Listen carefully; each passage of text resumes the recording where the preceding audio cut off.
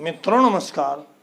पावन ज्योतिष प्रभात YouTube channel पर आप सबका स्वागत है। आज का टाइटल तो है बहुत छोटा, लेकिन बहुत ही मज़ेदार भी है और बहुत ही आवश्यक भी है। और आपसे कैसे बताऊं कि मैं 454वां वीडियो शायद हो रहा है, लेकिन मैं आज तक इस टॉपिक पर कभी वीडियो नहीं दिया। बहुत से लोग नहीं दिए हैं, बहुत कम आपको देखने को मिला होगा। जो भी वीडियो मिलती है विवाह पे मिलती है, लेकिन तलाक पे कम मिलती है, पुनर्विवाह पे कम मिलती है, पुनर्मिलन पर कम मिलती है। और ये तो महत्वपूर्ण टॉपिक है प्रेम विवाह। प्रेम विवाह का प्रचलन है मित्रों। अब तक अरेंज विवाह होता था, लेकिन प्रेम विवाह इस समय ज़्यादा प्रचलन में है। अरेंज का मतलब माता पिता या पेरेंट्स के द्वारा तय किया हुआ विवाह, लेकिन ये प्रेम विवाह ये इंटरकास्ट भी होता है, अपने भी कास्ट में होता है, तो अंतरजातीय हो जाता है, स्वजातीय भी होता है। आज मैं उसी पर वीडियो दे रहा हूँ कि कुंडली में कैसे देखें इसको। जी हाँ मित्रों, कुंडली में प्रेम विवाह योग कैसे देखें। How to see love marriage yoga in horoscope. जी हाँ, प्रेम विवाह का योग कुंडली में कैसे देखें और सबसे बेहतर जानकारी हम आपको केपी के माध्यम से देंगे। आगे बढ़ने से पहले आपसे अनुरोध है, अगर मेरे चैनल को अब तक सब्सक्राइब नहीं किए हैं, नीचे का सब्सक्राइब बटन पुश करके सब्सक्राइब कीजिए।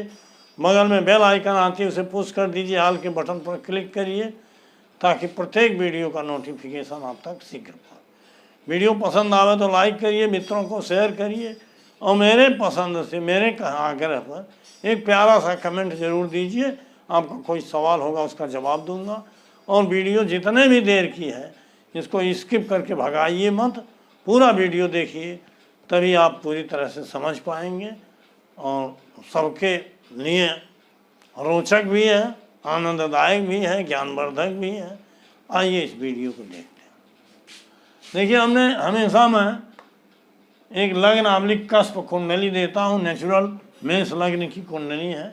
इससे आपको समझ में आ जाता है कि भाव राशि के बारे में, क्योंकि इसमें ऐसी कुंडली देता हूँ जिनमें आप मान लीजिए लग्न कुंडली भी यही है और कस्प कुंडली भी यही है, अलग अलग बनती है, अलग अलग date of birth, time of birth की बनती है, तो उसमें ग्रह और राशियाँ बदल जाती हैं।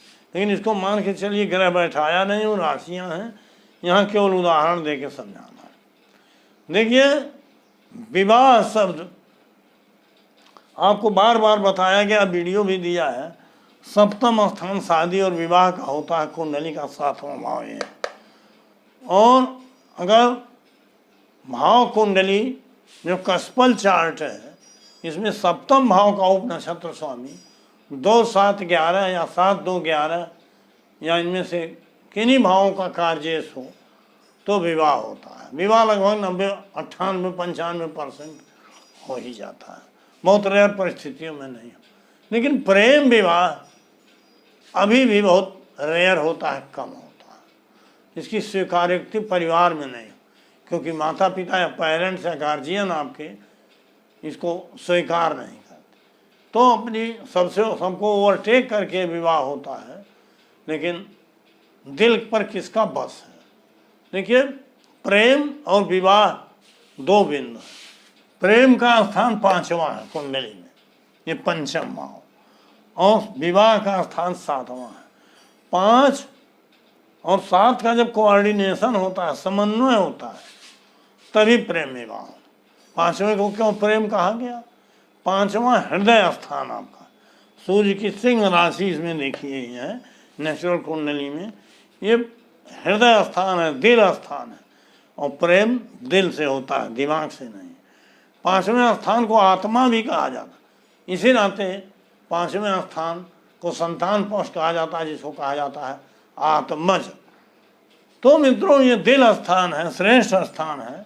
प्रेम यहीं से होता है, साधना सिद्धि यहीं से होती है, बहुत कुछ यहाँ से देखा, फिल्म, कला, में खेल कूद सारी चीज़ें, वो अलग विषय है। तो जब सप्तम का सब लाड़, मतलब सप्तम भाव का उपनक्षत्र स्वामी, भाव कुंडली से ही इसको देखना है। समय के बारे में तो जब दशा अंतर्दशा आती है तो बताया ही गया है, हल्की चर्चा कर सकता हूँ। तो देखिए, सप्तम भाव का उपनक्षत्र स्वामी अगर 7-2-11 बता रहा तो विवाह तो होता है, अक्सर आनंद जी मैरिज के बारे में बताया।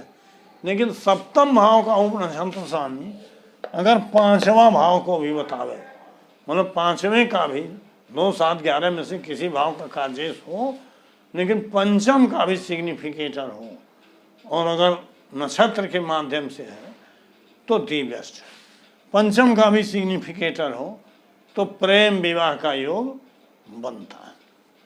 अब मित्रों, क्योंकि प्रेम विवाह तात्कालिक होता है, एकाएक परिस्थितियां पैदा होती हैं, कभी कभी स्थिति आती है कि कुंडली में स्पष्ट जानकारी नहीं मिल पाती, कहीं पंचम भाव दृष्टि द्वारा आया है, युक्ति द्वारा आया है, या उपनक्षत्र के संबंधों में आया है, तो दृष्टि गोचर नहीं होता। तो इसको प्रश्न कुंडली से अगर देखें तो बेहतर होगा। लेकिन प्रश्न कुंडली में जो सप्तम का उपनक्षत्र स्वामी है वो भी मार्गी होना चाहिए। बकरी है तो मार्गी होगा, तब उसका कालखंड आएगा। लेकिन अगर बकरी ग्रह के नक्षत्र में हुआ है तो सारे कंडीशन, सब योग बनते हुए भी सीधा उत्तर हो जाएगा कि प्रेम विवाह नहीं हो, भले 5वां भाव आया। लेकिन जन्म कुंडली से अगर इसको आप देखेंगे तो ऐसी कोई बाध्यता नहीं है। तो अगर 2, 7, 11 के साथ साथ, 7, 2, 11 के साथ साथ 5वां भाव भी आया है, 7, 2, 11 के साथ 5वां भी आ गया है। सप्तम का उपनक्षत्र स्वामी 7 का, 2 का, 11 का किसी एक भाव का बता रहा है, लेकिन 5वें का भी बता रहा, सिग्निफिकेटर है, तो प्रेम विवाह होगा। इसके विरोधी भाव भी हैं, जैसे 7वें का व्यय स्थान 6वां है, दूसरे का व्यय स्थान 1 है, कुंडली का 8 और 12वां ये निगेटिव स्थान है, 6, 1, 8 और 12। लेकिन मित्रों, प्रेम विवाह 6वां और 12वां बड़ा घातक होता है। सब कुछ बता रहा है, लेकिन 6वां 12वां अगर सबल रूप से आ गया है तो ज़्यादा परेशानी पैदा। लेकिन अगर सप्तम के उपनक्षत्र स्वामी में आया है तो चल जाएगा, थोड़ा संघर्ष करने के बाद, जद्दोजहद के बाद प्रेम विवाह ही होगा। लेकिन इसके साथ साथ पंचम के भी उपनक्षत्र स्वामी को दे। पंचम का उपनक्षत्र स्वामी अगर 7, 2, 11 को बता रहा, 7वें को ही बता रहा है, तो इसका मतलब प्रेम विवाह का योग है। लेकिन यही पंचम का उपनक्षत्र स्वामी अगर नक्षत्र के माध्यम से 6 और 12 भी बता रहा है, 6, 12 बता रहा है, तो थोड़ा वहाँ पोह की स्थिति पैदा होगी, विरोध पैदा होगा, टकराहट होगी, अंततः यह हो जाएगा। लेकिन अगर ये उपनक्षत्र स्वामी बुध हो या बुध से रिलेटेड हो, मतलब बुध के नक्षत्र में हो, बुध की युति में हो और बुध की दृष्टि में हो, तो प्रेम विवाह का योग बनते हुए भी विफल हो जाएगा। क्योंकि बुध जो है सफल नहीं होने देगा, और 6, 12 तो उसके साथ ही है। 6, 12 के साथ अगर बुध भी आ गया है तो प्रेम विवाह विफल होगा। और वो कहाँ देखना है? पंचम के उपनक्षत्र। लेकिन सप्तम का उपनक्षत्र स्वामी अगर पंचम को बताता है तो प्रेम विवाह योग है। ये विरोधी भाव भी आए हैं तो थोड़ा कठिनाइयाँ पैदा करने के बाद ये चीज़ें सफल हो जाती हैं। लेकिन पंचम में भी देखना जरूरी है, 7 के साथ साथ सबल रूप से 6, 12 में आया हो उसका नक्षत्र स्वामी, और बुध न हो या बुध से रिलेटेड है या बुध के नक्षत्र में हो। तो इसको ध्यान में रख के अगर आप कुंडली देखोगे तो निश्चित रूप से आप कह सकते हो कि इस कुंडली में विवाह प्रेम विवाह, ये लव मैरिज जिसको कहते हैं। और घर पे जो परिवार की रजामंदी से, माता पिता के सहमति या उनकी नेतृत्व में जो तय होता है, उसको अरेंज मैरिज कहते हैं। तो लव मैरिज और अरेंज मैरिज में ही फर्क है। लव मैरिज अभी बहुत कम हो रहा है, तो मित्रों इसके बारे में जानकारी प्राप्त कीजिए। फिर बता दे रहा हूँ कि सप्तम का उपनक्षत्र स्वामी अगर 9, 7, 11 किसी भाव का कार्येश है और पंचम का भी कार्येश है, अगर नक्षत्र के माध्यम से है तो प्रेम विवाह होगा। लेकिन पंचम के उपनक्षत्र स्वामी को भी आपको देखना पड़ेगा। वो अगर 7 को बता रहा है तो प्रेम विवाह का योग है, लेकिन वो नक्षत्र के माध्यम से 6, 12 बता रहा है तो थोड़ी कठिनाई है। लेकिन अगर बुध नक्षत्रेश हो गया है उसका, या बुध उस नक्षत्रेश की ज्योति में आ गया है, या बुध के नक्षत्र में है, वो ये नक्षत्र है या बुध से रिलेटेड है, तो प्रेम विवाह विफल हो जाएगा। ये बहुत छोटा सा टॉपिक था, लेकिन बहुत आवश्यक था। इस नाते इस पर आज हमने ये वीडियो का प्रकाश डाला है, और इसको आप देखिए, इसके नियम को समझिए। बहुत बहुत धन्यवाद, हार्दिक शुभकामनाएं।